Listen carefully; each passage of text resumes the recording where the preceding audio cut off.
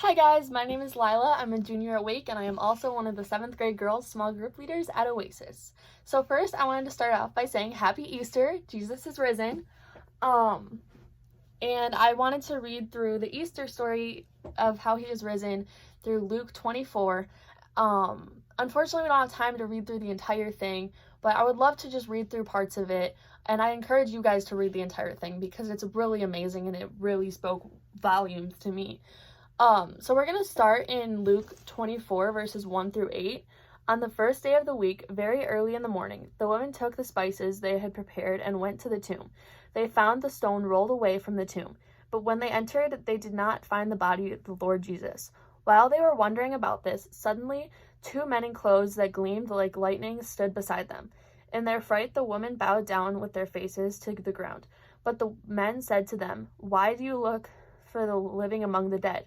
He is not here. He is risen. Remember how he told you while he was still with you in Galilee? The Son of Man must be delivered over the hands of the sinners, be crucified, and on the 3rd day raised again." Then they remembered his words. So the women had went to the tomb and they realized that Jesus' body was gone, and they were so confused.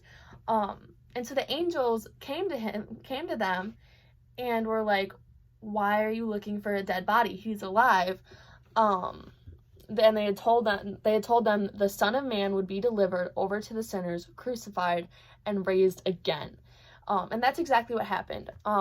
So then they just went on to tell everyone, the disciples and prophets, of what had happened and what they had found the empty tomb. So in verse 12, it says, "Peter, however, got up and ran to the tomb. Bending over, he saw the stripes of linen lying by themselves, and he went away wondering to himself what had happened." So Peter was wondering what happened. Why is the tomb empty? All that, right?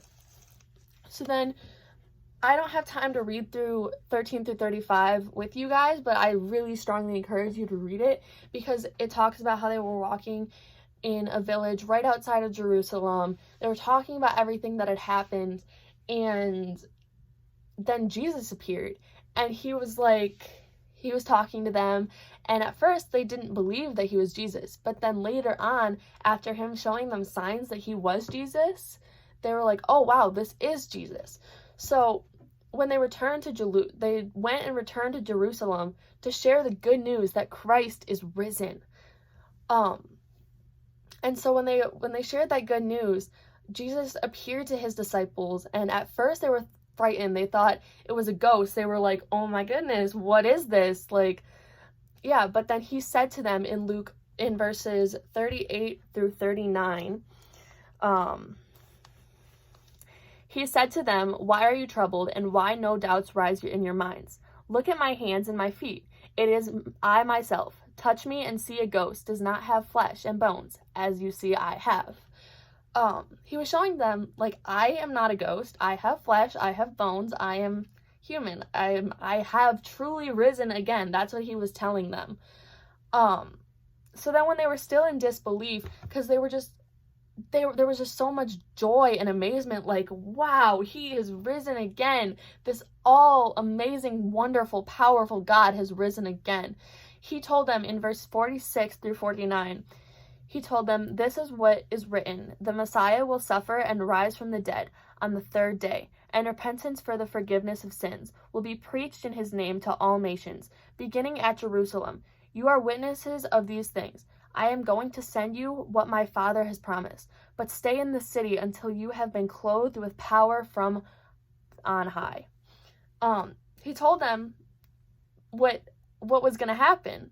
They knew what was going to happen, and he was retelling them that he would be crucified and raised again. And he did, because our God is a God of promises, and he does not let us down ever. I encourage you guys to read the last few verses of this, as it talks about how he went up to heaven and they continue to worship him. So yeah, I really strongly encourage you guys to read the rest of it and the parts that we couldn't read together.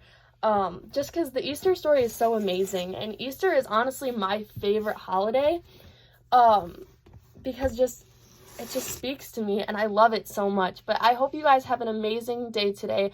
I hope it's an amazing day with family, and I hope to see you guys soon. Love you guys. Bye.